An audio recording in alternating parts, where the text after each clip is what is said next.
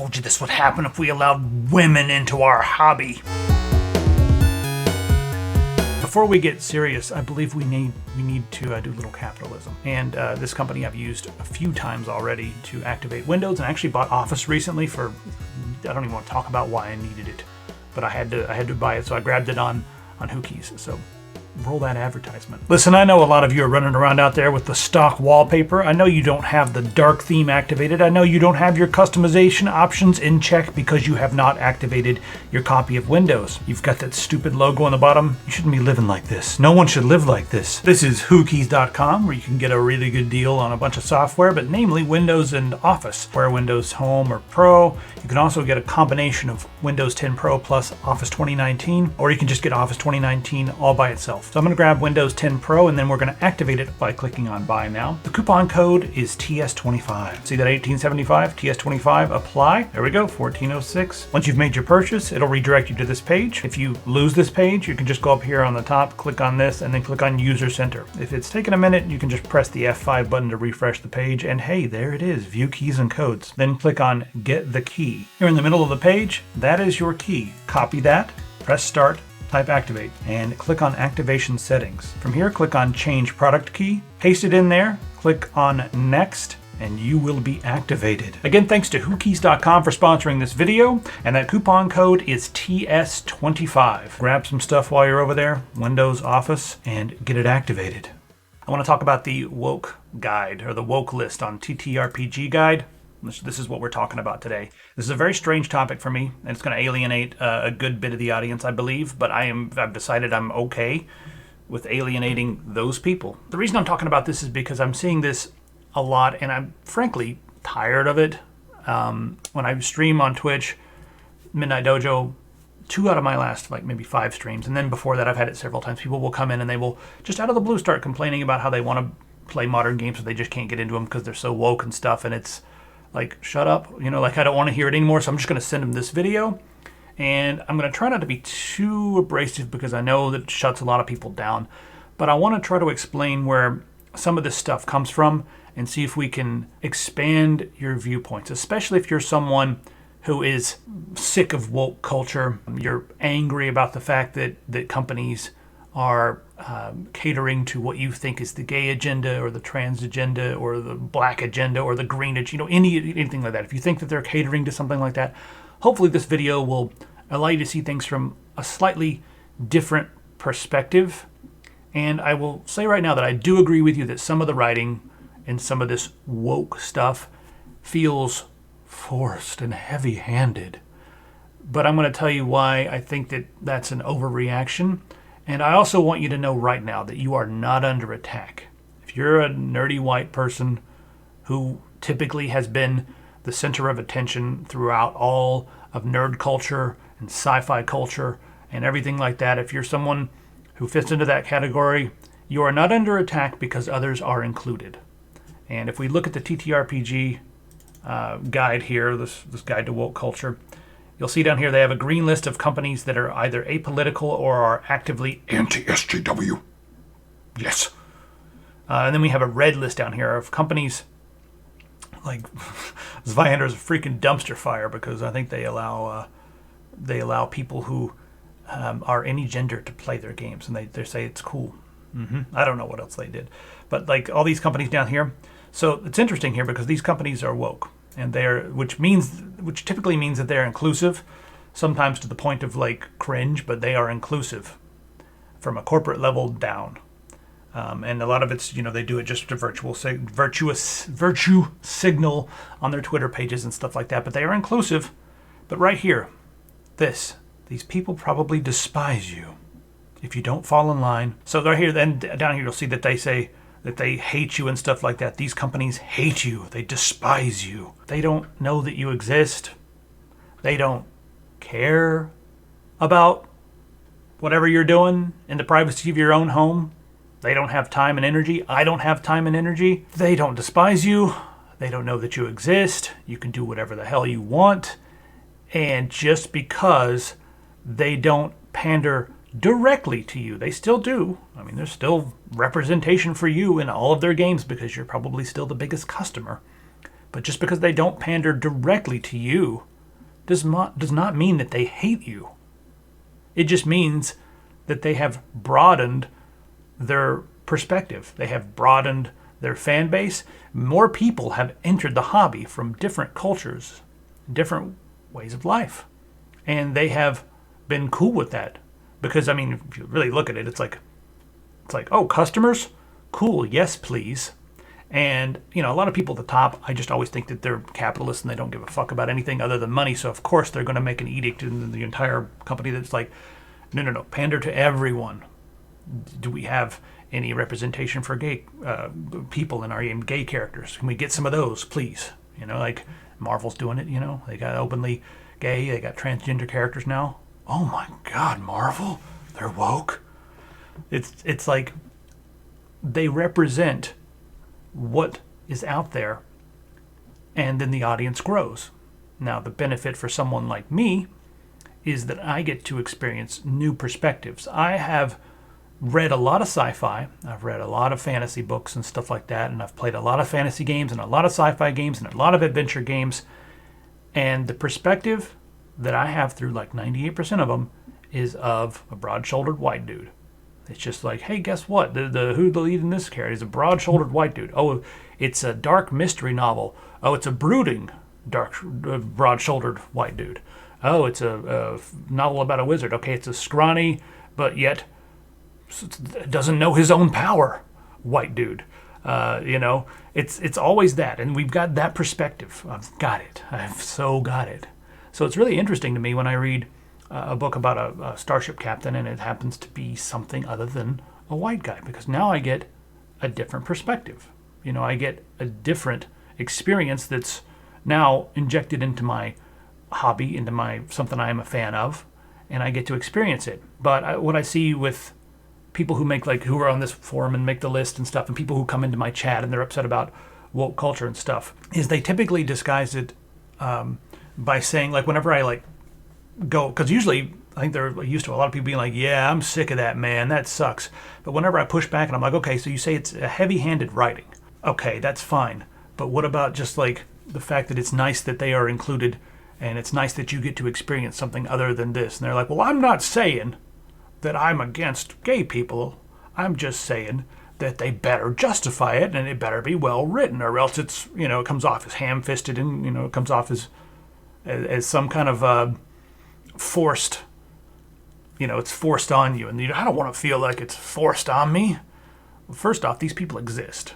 They're just rubbing your face in it. They're just putting it in the game and just like, this person's gay. Just look at it. Do you like it? Is that what you like? Rubbing. That's what they feel like. And it's like, as soon as someone else exists, they feel like they're under attack. So, we're under attack. Oh, why? There's a gay person. What, are they doing something to do? No, they're just there. They exist.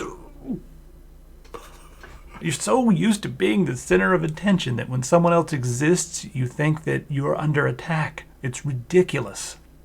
It is really ridiculous. Step outside your comfort zone for 5 minutes and experience a different perspective. And if you don't want to, guess what?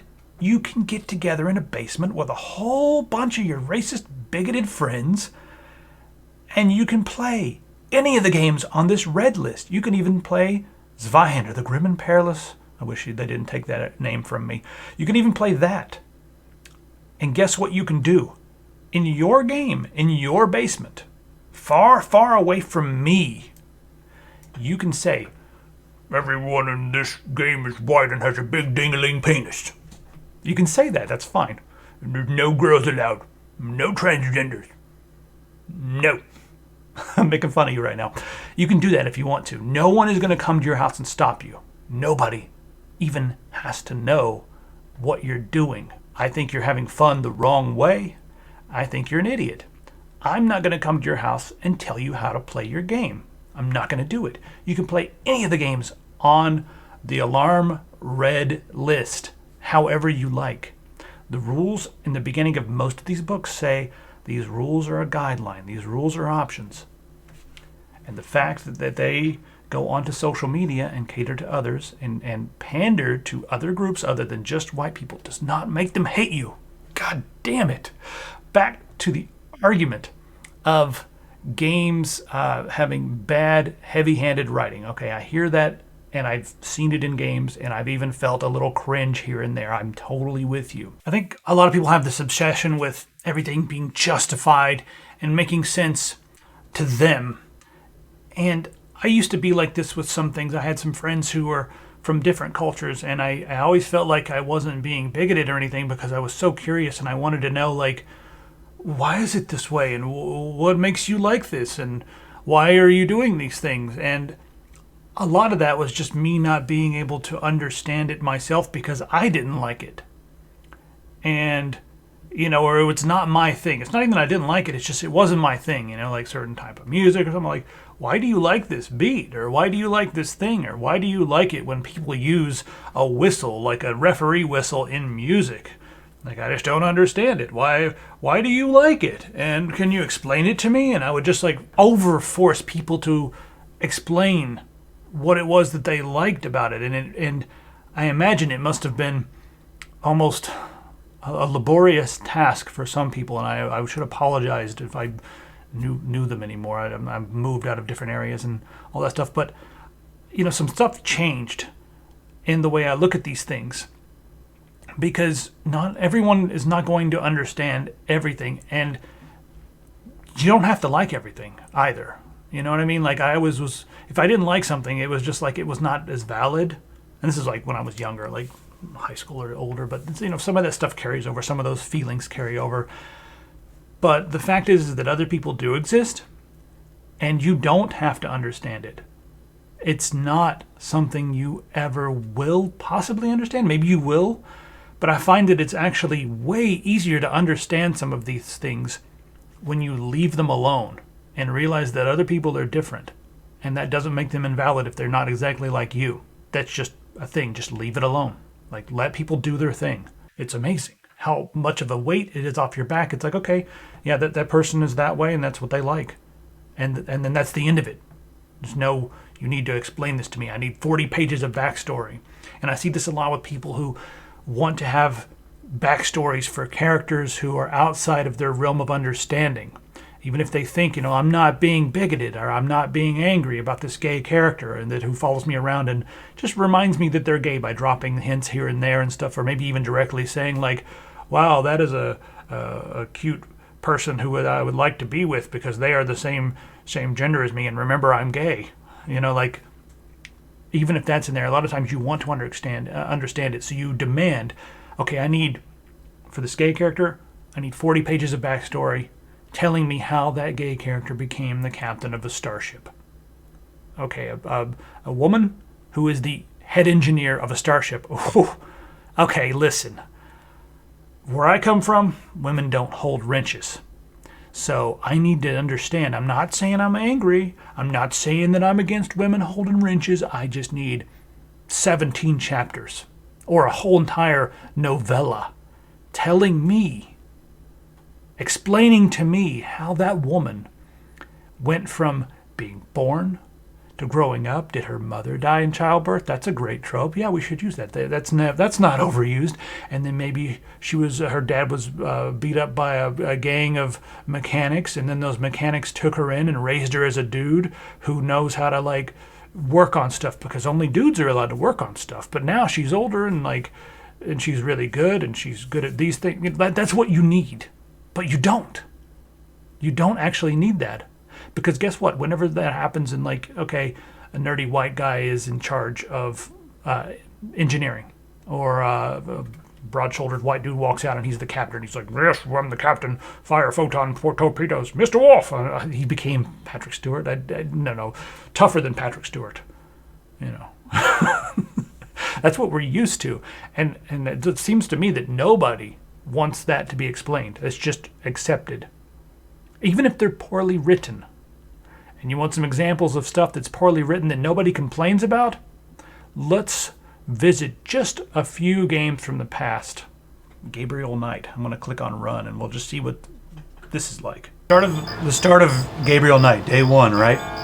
Yeah, that's a girl. Just got a girl here. And Gabriel just wakes up, right? I bet. Just a minute. Good morning. The phone's been ringing off the hook all morning. Let me know when you want your messages. Yeah, you click on the eyes. First thing, click on the eyes. Don't mind if I do. Do what? Oh, nothing.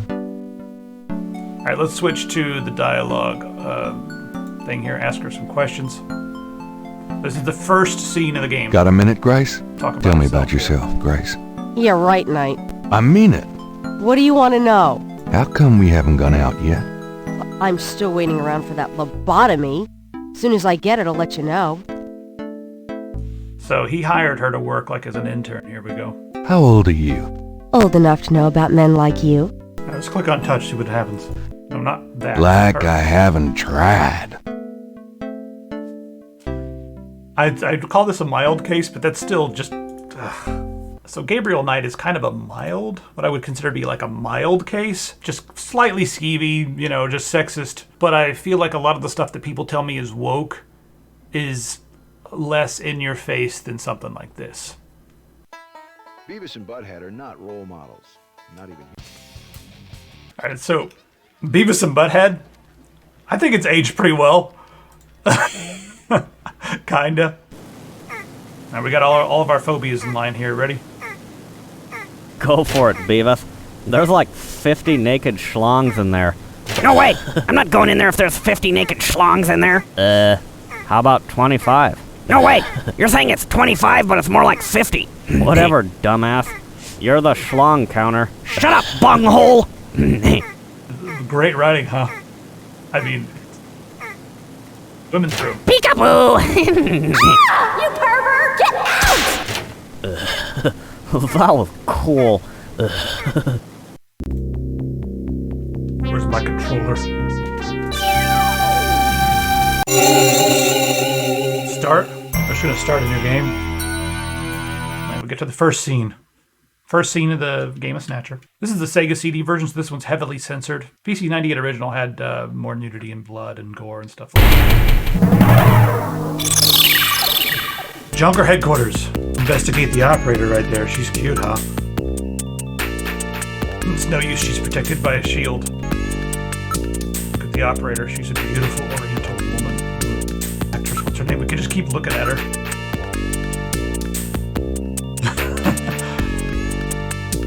Investigator. It's too bad I can't get in there. She's truly gorgeous. We don't know this person.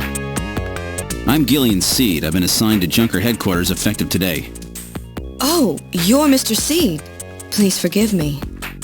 My name is Mika Slayton. I'm the administrative assistant and operator here at Junker headquarters. Very pleased to meet you.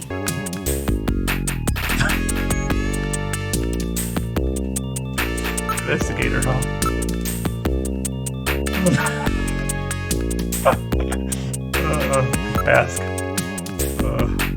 Ask about her. A little bit forward, yeah, she knows. See already. You're very smooth with the ladies.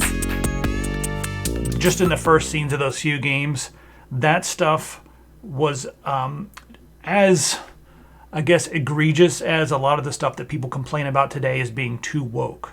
When I look at it, I'm like, okay, it's a little bit like cheesy or over the top, or maybe they say that, hey, did I mention I'm gay like one too many times? You know what I mean, like in the writing. But I hear people whining and crying and screaming about that kind of stuff, whereas throughout all of gaming history, that's pretty much par for the course. What I just showed you, those three old games or whatever, you could just continually open up old games, whatever they are, JRPGs, action games, fighting games, whatever, and get a similar level of ridiculousness. If you're going to complain about that stuff, why not complain about the bad writing and the heavy-handed, over-the-top, yikesy, skeevy stuff in a lot of the games that are out there? Why are you only complaining if it's not a nerdy white guy? That's what I want you to think about. Like, are you really just afraid of anything outside of your own narrow perspective? Because that's a thing. People, they have a comfort zone, right? And if it doesn't hit you in your comfort zone, then it's a weird object. This is bizarre. This is not what I'm used to, and people have a strong reaction to that. And a lot of times people go two different ways. A lot of times people, they see that and they're like, I want to explore all of it. It becomes like a learning experience and they get excited. And we'll use food as an analogy. We have somebody who's like weird foods that they have never had that, are different for their palate, different textures and stuff. And the next thing you know, they're running to all these food trucks and little hipster establishments with people with curly mustaches who are making house-made pickles, and we're going to take a crab and do all these weird things, and we're going to stuff it with a gelatinous thing that we found in China that's not, Americans are not used to because it's like almost rubbery in texture, and we're going to make all these strange things. And then you have the other people who are like, I ain't touching that hipster food. I'm doing a southern accent because a lot of them don't have access to these things and haven't expanded their palates as much, so it's an easy target. And plus, I grew up in Kentucky, so I know these things. I've got a friend in Kentucky who basically only eats breaded chicken. Like that, literally, that's it. Like nothing else. And that's fine. It's his comfort zone or whatever. But it's like they feel more. A lot of people they don't want to go to these weird food trucks and get stuff they've never heard of. They don't want to go to like some strange restaurant full of hipster kids who have funny hairdos. They want to go to TGI Fridays, or they want to go to Chili's and they want to get chicken crispers every Sunday after church.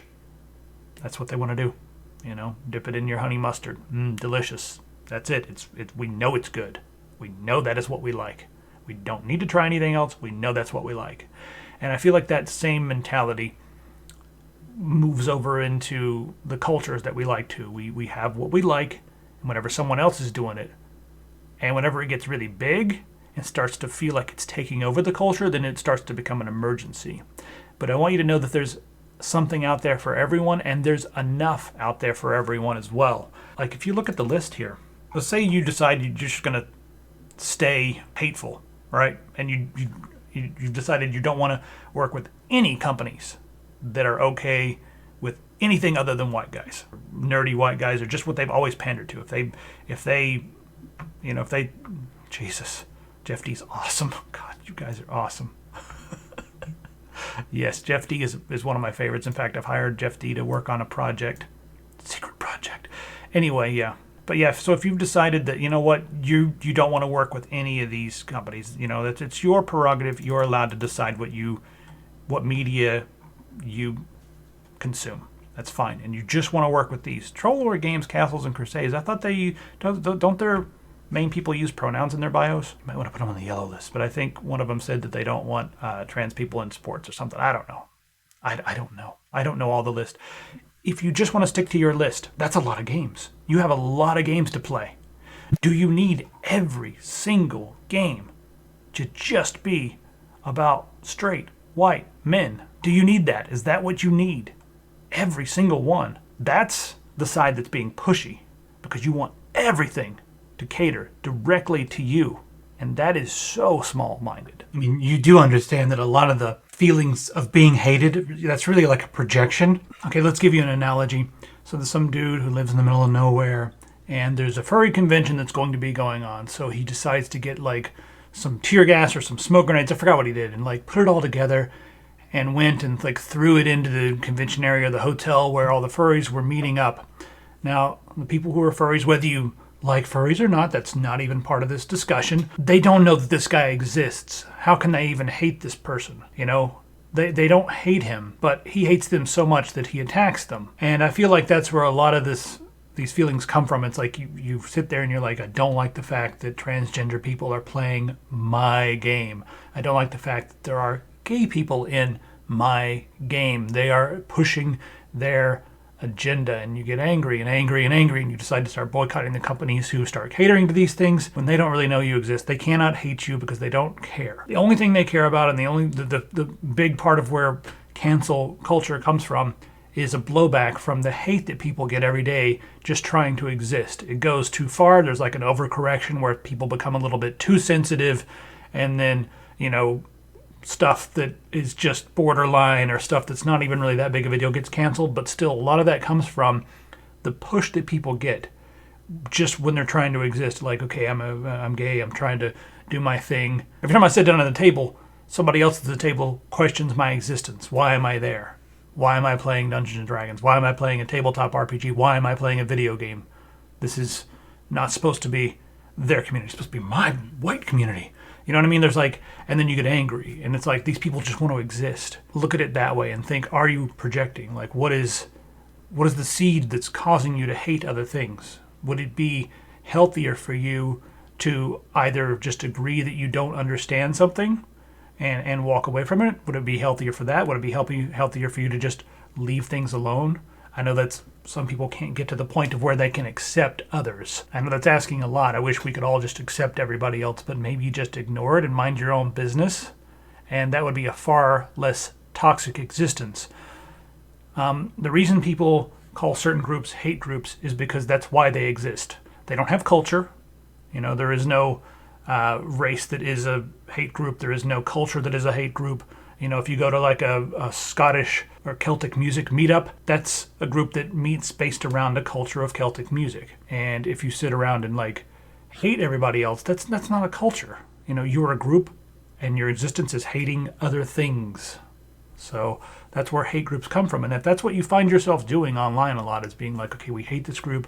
We don't like that these people are doing this thing. These people are getting in and playing our games. Our games are being taken over by blah, blah, blah. You can still play the games any way you like. And if you don't like the new games that are coming out, there's a million other new games that are coming out side by side.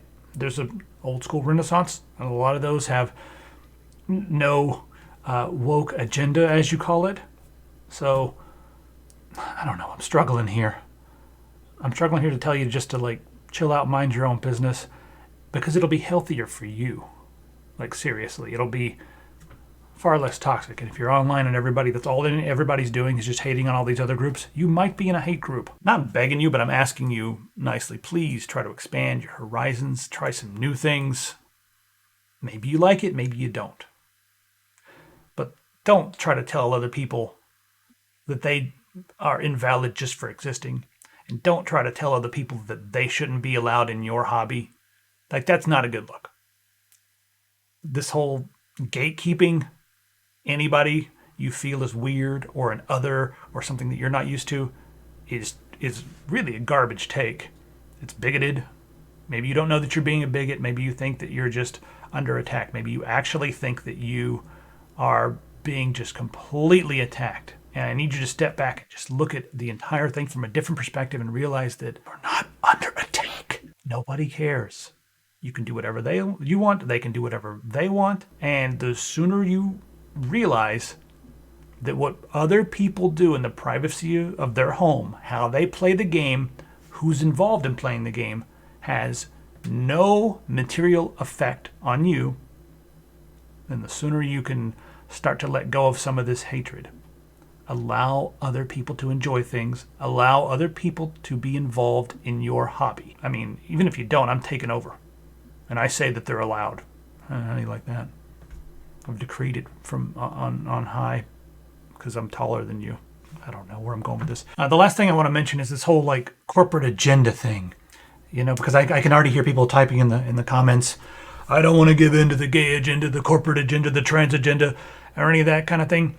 And I think you're greatly overestimating people's ability to organize. It's not about that. It's about money when it comes to like the top and the corporations.